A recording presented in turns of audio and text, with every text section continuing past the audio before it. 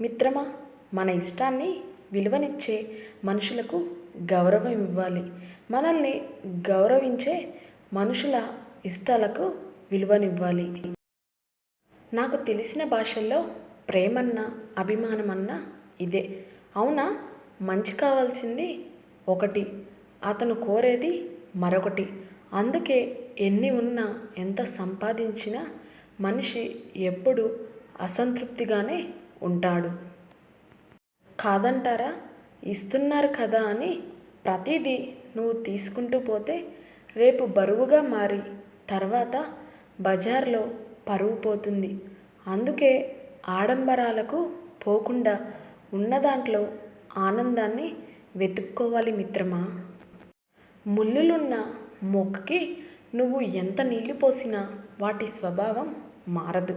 కొంతమంది వ్యక్తులతో నువ్వు ఎంత ప్రేమగా ఉన్నా, ఎంత మంచిగా ఉన్నా, నువ్వు ఎంత సహాయం చేసినా వంకర బుద్ధి మాత్రం మారనే మారదు మిత్రమా.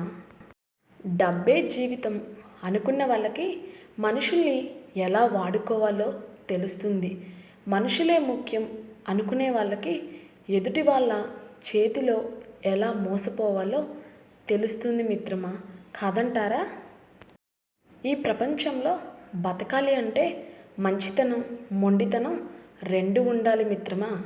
మంచితనం మనుషుల మీద చూపించాలి, మొండితనం పరిస్థితుల మీద చూపించాలి. ఎవరి నుంచి ఏది ఆశించకు. అది నీ ఆనందాన్ని, సంతోషాన్ని దూరం చేస్తుంది మిత్రమా. మనం క్షేమం కోరుకునే ప్రేమ, ఆపదలో ఆదుకునే స్నేహం, బాధలో తోడుండే బంధం, ఇంతకంటే ఏం కావాలి? జీవితం హాయిగా సాగిపోవడానికి ఆశలను అదుపులో ఉన్నట్లయితే రాతి నేల మీద కూడా హాయిగా నిద్రపోవచ్చు.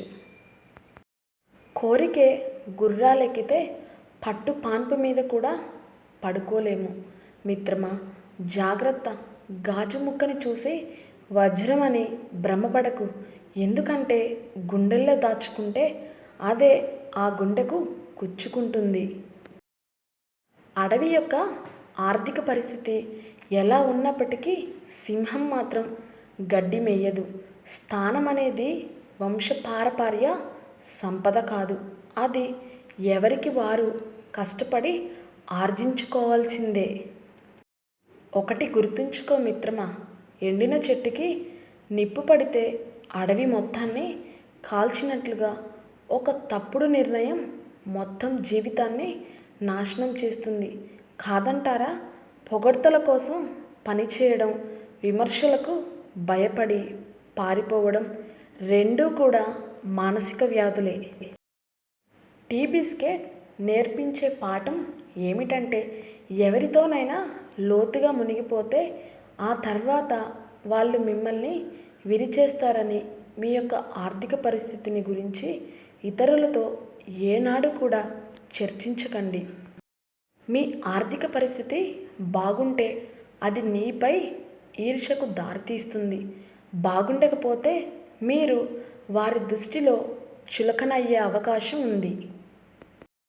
గుడి అనేది ఎంత అందంగా ఉన్నప్పటికీ, ఇల్లు అనేది ఎంత విశాలంగా ఉన్నప్పటికీ అక్కడ దేవుడు, ఇక్కడ అమ్మ లేకపోతే రెండు వ్యర్థమే. నువ్వు జీవితంలో ఎవరిని విమర్శించకు. వీలైతే ప్రోత్సహించు లేదా సైలెంట్గా ఉండు. అంతేకాని నోరిందిగా అని విమర్శించుకుంటూ పోతే మంచి చేయాలి అనుకునే వాళ్ళు కూడా నాకెందుకులే అనుకుంటారు. మాట చాలా విలువైనది మిత్రమా. 100 సార్లు విని 1000 సార్లు ఆలోచించు. డబ్బులు తక్కువగా వాడుకుంటే నిన్ను కష్టకాలంలో ఆదుకుంటుంది. అదే విచ్చలవిడిగా వాడితే మీ జీవితంతో ఆడుకుంటుంది. పరుగు పందెంలో గెలవాలంటే ముందు పరిగెత్తాలి, కానీ వెనక నిలబడి ముందున్న వాడిని గమనిస్తూ కూర్చుంటే ఎప్పుడు వెనకనే ఉండిపోతావు. గాయపడిన సింహం నుంచి వచ్చే శ్వాస గర్జన కంటే భయంకరంగా ఉంటుంది మిత్రమా.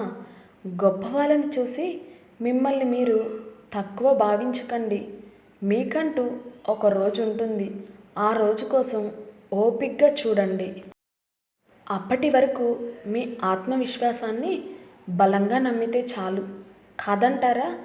అర్థం చేసుకునే తోడుంటే అరణ్యంలో కూడా ఆనందంగా ఉండొచ్చని నిరూపించిన జంట మన సీతారాములు.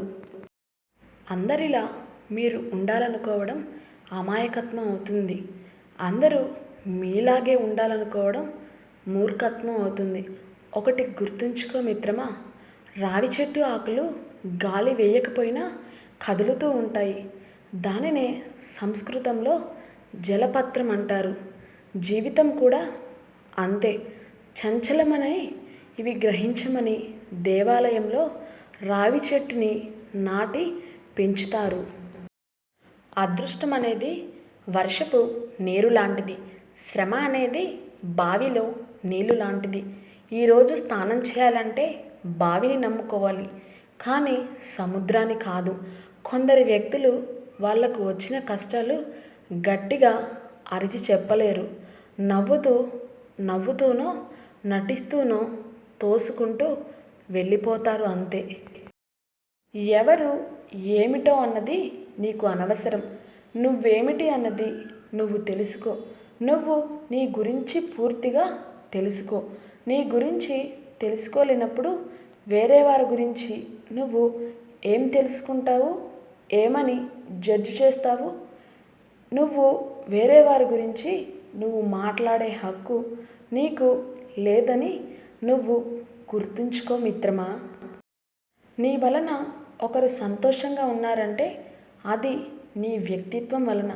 నీ వలన ఒకరు బాధపడుతున్నారంటే అది నీ గుణం వలన. అపార్థం చేసుకోవడానికి ఆరక్షణం సరిపోతుంది, కానీ అది అబద్ధమని తెలిసినప్పుడు క్షమించమనడానికి కూడా జీవితం సరిపోదు. గతం నుంచి నేర్చుకోవాలి, అంతేకాని దానికి కారణంగా దిగులు పడకూడదు మిత్రమా. నొప్పితో పోరాడితేనే స్త్రీ అమ్మ అవుతుంది. చీకటితో పోరాడితేనే అప్పుడు గొంగలి పురుగు సీతాకోక చిలుక అవుతుంది. మట్టితో పోరాడితేనే విత్తనం మొక్క అవుతుంది. కష్టాలు తట్టుకొని నిలబడితేనే మనిషిలో మార్పు మొదలవుతుంది. ఒకటి గుర్తుంచుకో మిత్రమా, తొక్కి బ్రతుకుతానా అనేవాడి ముందు ఎదిగి నిలబడతానే ధైర్యం ఉండాలి. అవసరం ఉన్నంత వరకే మర్యాదలు, ఎదురు ప్రశ్న వెయ్యలేనంత వరకే గౌరవాలు.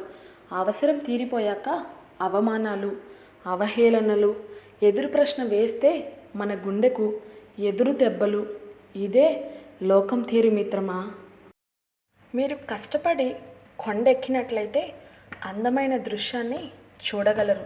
నీ జీవితం కూడా అంతే. కష్టపడితేనే అందాన్ని, ఆనందాన్ని చూడగలవు. ఈ జీవితంలో ఈ ముగ్గురు ఉంటే నీ అంత అదృష్టవంతులు లేరు మిత్రమా. 1 సంస్కారవంతమైన భార్య, 2 అందంగా నిలబడే కొడుకు, 3 మంచి స్నేహితుడు. ఈ ప్రపంచంలో అందమైన వారిని ఎంచుకోవద్దు, ఈ ప్రపంచాన్ని అందంగా మార్చేవారిని ఎంచుకో మిత్రమా. ఆడవాళ్ళకి ఎప్పటికీ అర్థం కాని విషయం ఏమిటంటే పెళ్ళి. అది ఎప్పుడు జరుగుతుందో గుర్తుంటుంది, కానీ ఎలా జరిగిద్దో, ఎందుకు జరిగిద్దో ఎప్పటికీ అర్థం కాదు. ఎందుకంటే పుస్తకాలు చదివే వయసులో పెళ్ళి చేసేస్తారు, కలలు కనే వయసులో పిల్లల్ని కనేస్తారు. ఇది నా జీవితం అని తెలుసుకునే వయసు వచ్చేసరికి ఇదే నీ జీవితం అని రాసి ఇచ్చేస్తారు. అవునా మిత్రమా. ఒకసారి మనసు చచ్చిపోతే మాట్లాడాలి అనే ఆలోచన కూడా మనసులో నుంచి చచ్చిపోతుంది. మాట జారిన తర్వాత క్షమించమని అడగడం కంటే మాట అనే ముందు ఆలోచన చేయడం మంచిది.